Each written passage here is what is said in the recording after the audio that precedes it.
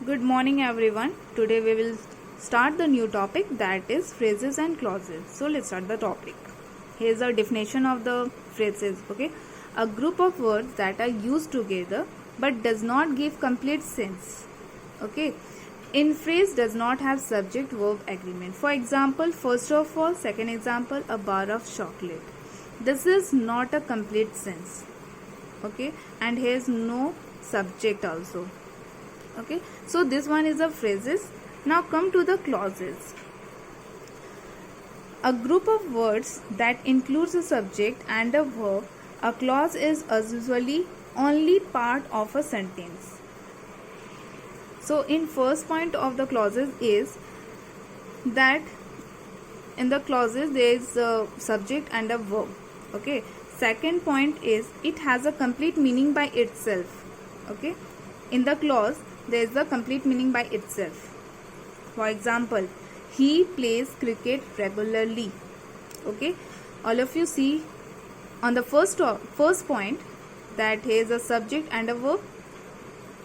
See here example, he is the subject and plays is a verb. Now come to the second point, it has a complete meaning by itself.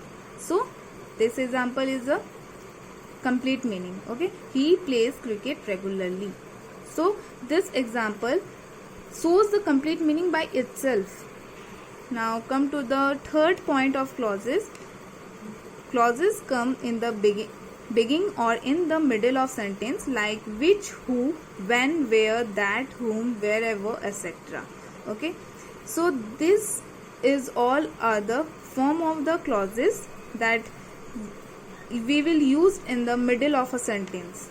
So the type of clauses, there are the two types of clauses. First one is independent clauses, second one is the dependent clauses.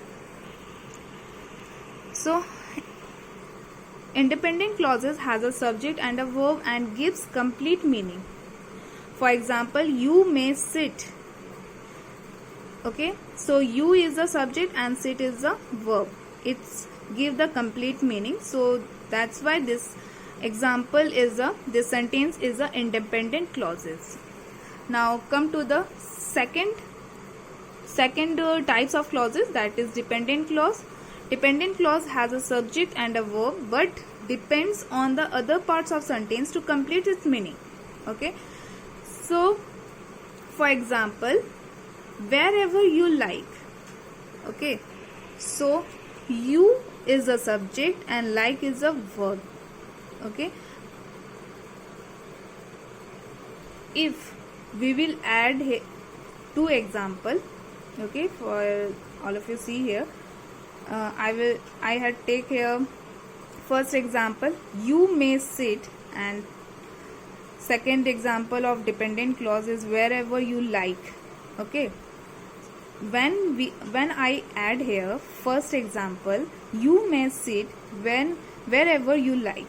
Okay, then it means that it depends on the other part of sentence to complete its meaning. Okay, that's why we called dependent clause. Understood? Dependent clause depends on the other part of the sentence.